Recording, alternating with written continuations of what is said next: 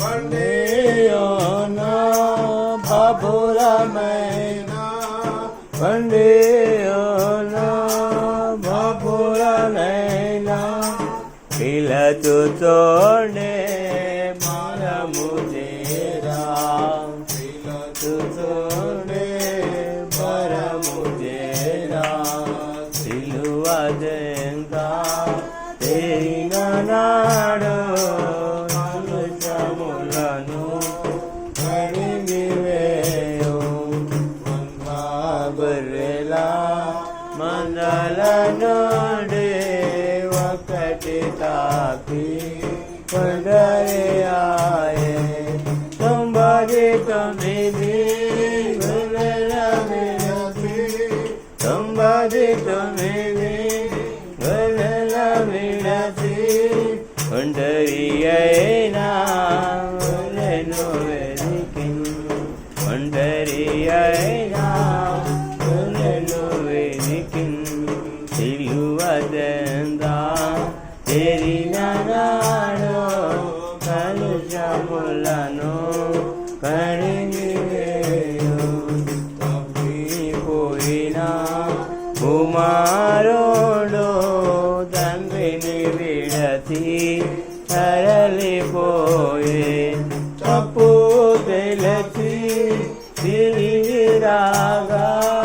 తప్పు తెలిసి రాగా తండ్రి అతని చేర్చుకొనెను తండ్రి అతని చేర్చుకొనెను సిలువదెంతా తేరిన నాడు కాలుషములను కడిగివేయు రావా పాపము విడచి పరిశుద్ధుల విందుల చేరా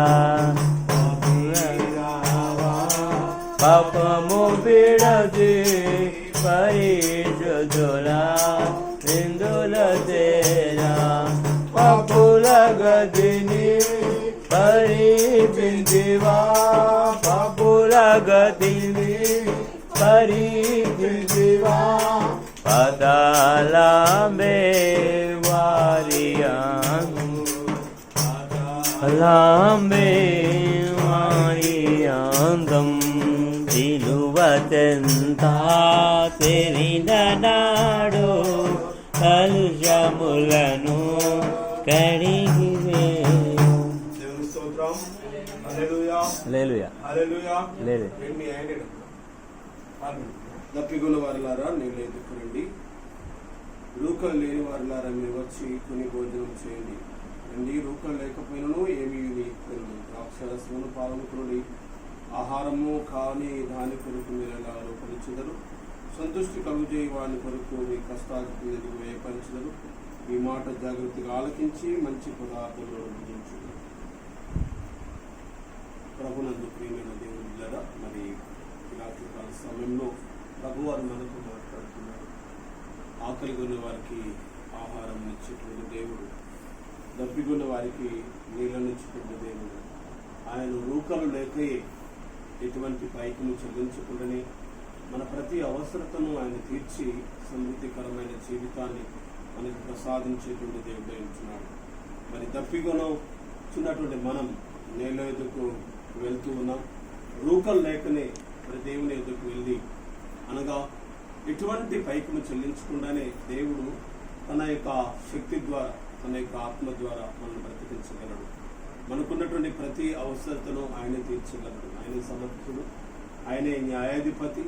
ఆయన మన కొరకు తన ప్రాణం పెట్టడానికి తన అద్వితీయ కుమారుడైన యేసుక్రీస్తు ప్రభువాన్ని సిలువలకు అప్పగించి మరి ఆయన చిందించిన పవిత్రమైన రక్తంలో మనందరం కడగబడి శుద్ధులుగా చేయబడడానికి దేవుడు తన కృపనిచ్చాడు. మరి మిమ్మను మీ కుటుంబాన్ని తన ఆత్మశక్తితో బలపరిచి తన శిలువ శక్తితో నింపుడుగాక. ప్రార్థన చేసుకుందాం. పరిశుద్ధుడా, ప్రేమ గల తండ్రి, నీకు వందనాలు, స్తుతులు, స్తోత్రములు చెల్లిస్తున్నాను రాజా. ఈ రాత్రికాల సమయంలో నీ నామమును గణపరచడానికి ప్రభువా మీరిచ్చిన కృప కొరకు వందనాలు, స్తోత్రములు చెల్లిస్తున్నాను. బలహీనులము తండ్రి, మమ్మల్ని బలపరచమని ప్రార్థిస్తున్నాం. అస్వస్థతగా ఉన్న మమ్మల్ని ప్రభువా స్వస్థపరిచి నీ హస్తాలకు మమ్మల్ని మేము అప్పగించుకుంటున్నాం. నీ ఆత్మ చేత మమ్మల్ని పట్టుకోమని ప్రార్థిస్తున్నాం తండ్రి. ఈ లోకంలో మాకంటూ ఎవరు లేరు ప్రభువా, నీవే మాకు ఆధారము, నీవే మాకు జీవనమైనావు. నీ కృప చేత మమ్మల్ని కాపాడి నీ ఆత్మ చేత మమ్మల్ని బలపరచమని ప్రార్థిస్తూ ఉంటున్నాం. ప్రత్యేకముగా నేను కుటుంబ యజమానురాలను మీరు జ్ఞాపకం చేసుకున్నాడు తండ్రి. నీ కలువరి శిలువ రక్తంతో శిలువ ధ్యాన దినాలలో వీరి యొక్క క్షేమం కొరకు ప్రార్థన కోరిక నిర్వహించుకుంటుండగా అయా మా ప్రార్థన ఆలకించి, అయా మా మరణం ఎదుగు శరణిచ్చి ప్రభువా మరి తగిన కాలమంది నీ బిడ్డలు హెచ్చించి ఎటువంటి పైకము చెల్లించుకుని నీ దీవెనలు ఈ కుటుంబానికి దయచేయమని యేసు నామమును బట్టి ప్రార్థించడం వేడుకుంటున్నాము తండ్రి. ఆమేన్. తండ్రి, కుమార, పరిశుద్ధాత్మ అనేక దేవుని ఆశీర్వాదాలు సదాకాలం మీకు మీ కుటుంబం తిరిగి కాపాడి